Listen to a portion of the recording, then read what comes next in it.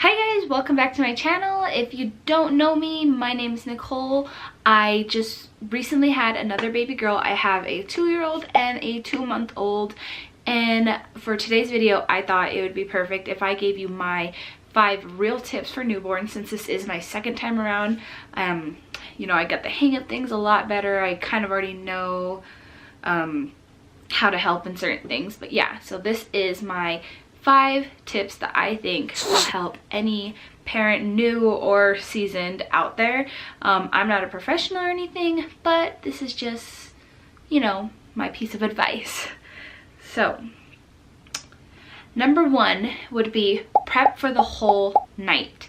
So after the first week or two, you kind of figure out your baby, like how they eat and how they sleep, so you know about how many times you're going to be waking up every night.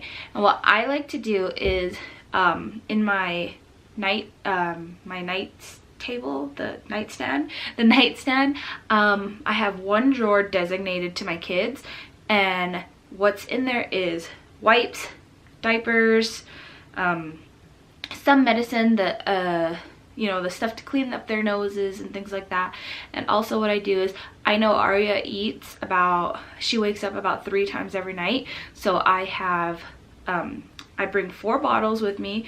I pre-fill them with water because I do feed her formula.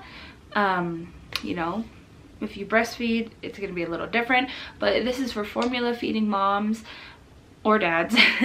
I bring in 4 bottles with the water already in them, and I have a container of formula also in the drawer. So when she wakes up, I don't really have to get up because I have her diapers there, I have bottles there, and I just fill it and go. And yeah, so that's what I mean, like, you prep for the whole night and then you're already tired, so now you don't have to get up. Like, I literally don't get out of the bed unless I have to pee or blow my nose or something. But yeah, so prep for the whole night. Number 2 would be, don't be quiet. So many people, I was never like this.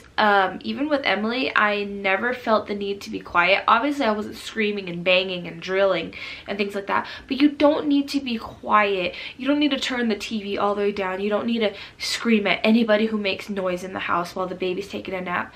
Just keep on doing your regular living, because that'll make things so much easier for you, because Aria can sleep anywhere. I can go run errands with her, anything, she could sleep. Emily's like that too. If she's tired, she'll just go lay on the sofa and she'll pass out. It doesn't matter if we're having a party, it doesn't matter like if we're watching movies, she can sleep in any, obviously she's not gonna sleep if I'm banging on things, like, but like, I try to avoid things like washing dishes and stuff, but I just carry on with my regular day, like whatever I'm doing, because you get them used to that sound and then you don't have to be so sensitive to everything. And I just think that would be super beneficial to anybody. And yeah, so number 2 is don't be quiet. Number 3, now this is something that I not have trouble with, but I can see why a lot of people would have trouble with, and I do sometimes. It's let dad take care of the baby. So for me, it's quicker, it's easier, and I already know what I'm doing, so I like to just do everything myself. But the problem is Aria always wants to be with me, so you just need her to get used to being with dad also, or whoever is helping you, grandma, aunties, uncles, it doesn't matter. Just let the baby get used to someone else helping you, because I would think, especially for like breastfeeding moms, you and your baby have that bond and they're so used to you, they find comfort in you, that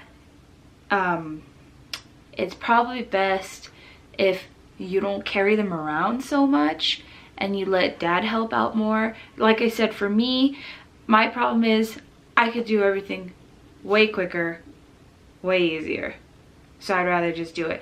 But now that I'm going to be going back to work, Aria, she's kind of a little bit attached to me, so I gotta make some type of transition. Okay, for number 4, this is really important. in the very beginning because their stomach is still getting used to things, like they're adapting to milk. If you formula feed, you know, you're trying to figure out which formula works best for the baby. So have bibs or burp cloths, whatever you use, like handy all the time. Like me, I pretty much just left it on Aria. If she fell asleep, I just left it on her because she was like right next to us. But yeah, because they throw up, like while she's adjusting, like they throw up a lot, you know. So I just really suggest you have something nearby, so when they do throw up, you're not, you know, trying to tend to them and then go crazy looking for stuff. So that's number 4. And then the last one is layering the crib. This is similar to step 4. I mean, this is similar to tip 4, because like you're trying to figure out what works, you're also trying to figure out what diapers work, because some diapers really suck, you guys. Or it could be your first baby and you kind of really suck at putting on diapers.